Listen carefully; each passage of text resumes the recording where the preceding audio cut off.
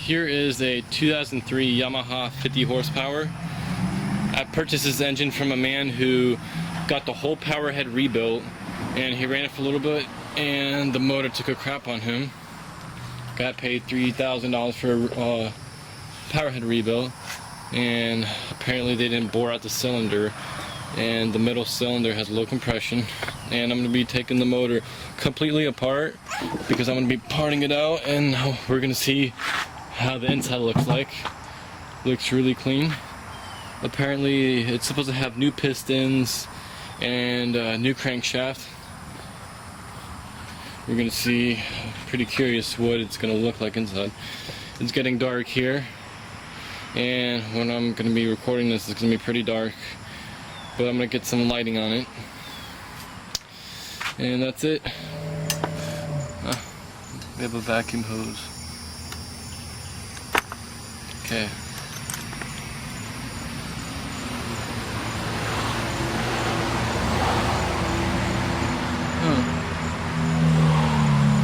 So I could see right now whoever rebuilt this engine, because this engine was rebuilt, I just got it in.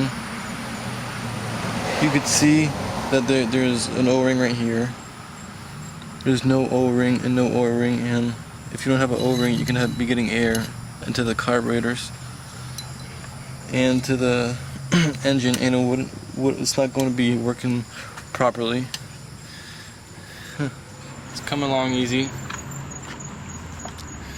Then once I have the power head off, I'm going to split it in half and see what's going on in there.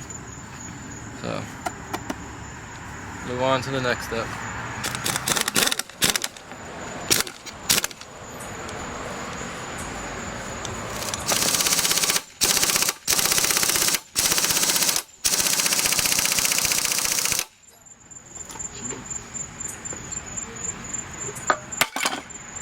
See?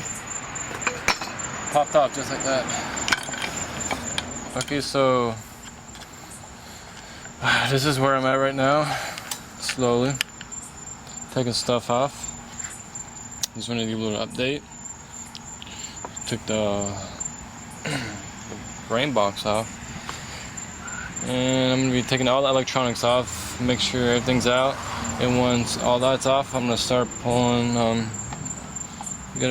The power head bolts it's under this plastic piece, and I'm gonna split this thing open and see what's going on.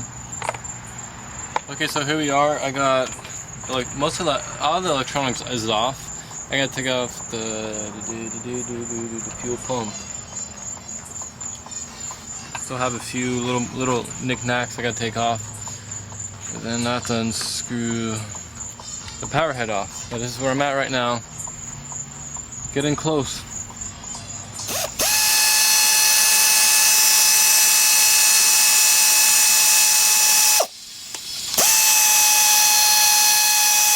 This is gonna come out now. Just like that.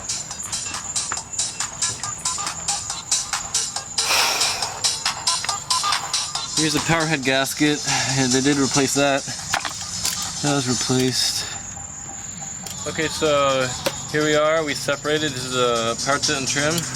Here's your midsection. Here's your miscellaneous, your electronics, and the flywheel in there, carburetors, airbox. And here's the power head. We're gonna start doing that. We're gonna remove the oil injection pump, the water jet cover, and just start disassembling it. And after that, we're pretty much done. We just have to sort all the parts. Okay, so here we are. We're gonna be splitting the cases right now. All the bolts are off.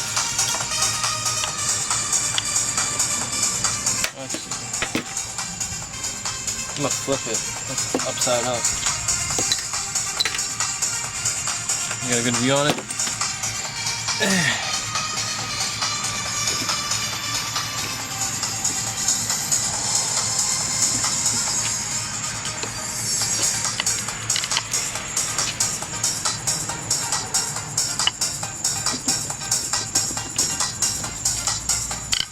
Come on.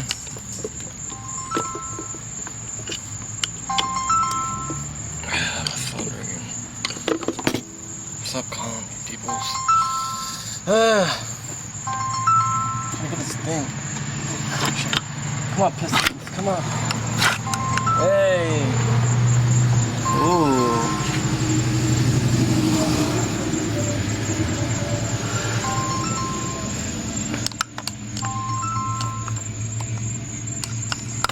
Alright, let's take a look at this. What went wrong? Alright, let's look at the cylinders. Check it in there.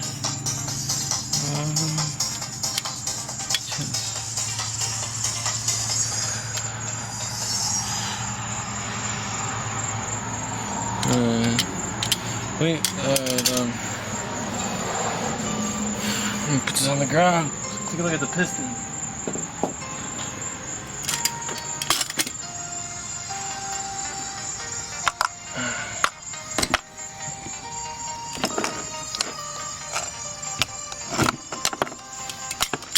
So I ran a compression check, and the top and bottom cylinder was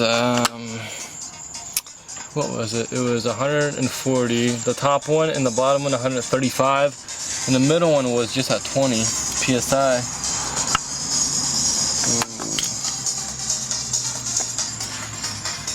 There's some damage. Oh god, the piston's damaged up here.